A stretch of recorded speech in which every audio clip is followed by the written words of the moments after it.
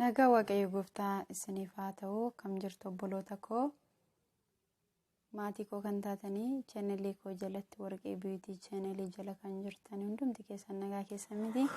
Guyyaa irraa ammoo waan nama dhibu wanta nuti amma kanatti illee hin hubanne wanta qarshii xiqqaa ta'e wayi vaaziliinii isinitti himuu dhufe jechuudha obboloota koo.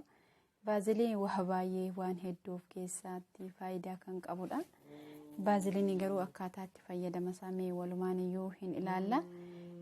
Garuu baay'een keenya vaaziliinii salphisne malaalla, garuu faayidaan isaa waan hedduudha. Akka tokkoffaarratti viidiyoon keenya eegalee jira. Fuula yookiin immoo funyaan irratti wantoota qaawwa ba'u baakteeriyoota mul'achuu hin dandeenye ijaan baay'ee jechuudha. Waan akkasii qulqulleessuuf nu fayyada. Isa kanaaf iyyuu vaaziliinii kana fuunee funyaan keenyatti ni dibanna jechuudha. Erga dibannee booddee laastikii adii yookiin immoo salaaxaa kan itti maxxansanii isa ofitti maxxansina jechuudha. Isa booddee bishaan ho'aa fooxaa keessa keenye peestaalicha gadi funyaan keenyatti gadi maxxansina. Isa booddee immoo wantoota duraanii qaqaawwaa funyaan keenya irratti mul'achaa ture sana immoo wanta gurratti hin qorataniini isaan ofirraa rigna akka riguu yookiin immoo akka gadhiisisuu ni goona jechuudha. Ofirraa gadhiisisna yeroo sana qoshaashaan isaa hin baa jechuudha. Fooxaa bishaan coomne sana immoo foonii ittiin fuula keenya irraa ni xaragna.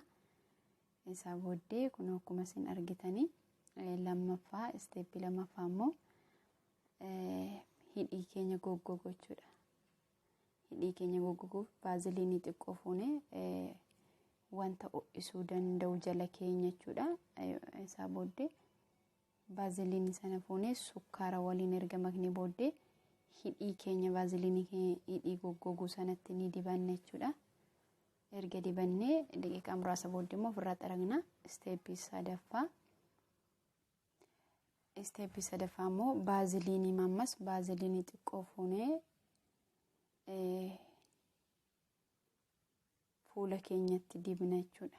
Vaaziliinii xiqqoo fuunee fuula keenyatti dibna. Fuulli keenyas akkuma isin argaa jirtan kana baay'ee kan miidhagaa ta'a.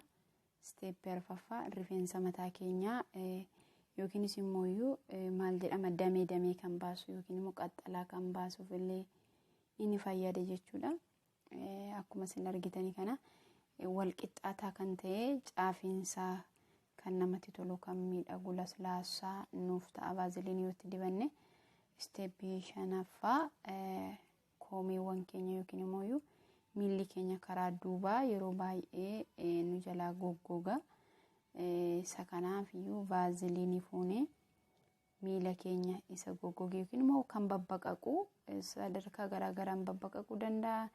Bishaanotaan wantoota garaagaraa waan ta'e isa erga dibannee booddee laastikiittiin kaalsiitti goonee erga bullee booddee ganama kaanii dhiqachuu ni dandeenya.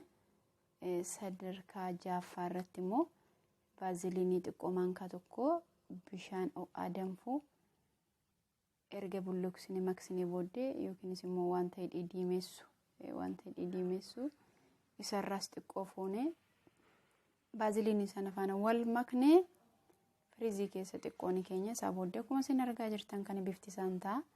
Bifa baay'ee diimatee nama dabbaru osoo hin taane giddu galeessa inni ta'a jechuudha. Torbaffaa irratti immoo vaaziliinii maankaa tokko yookiin maankaa gimmaasha fuunee qodaa keessa keenye. Isaa booddee immoo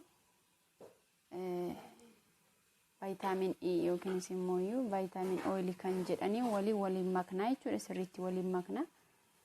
Erga waliin maknee booddee immoo rifeensa mataa keenya yookiin nyaara keenya jechuudha.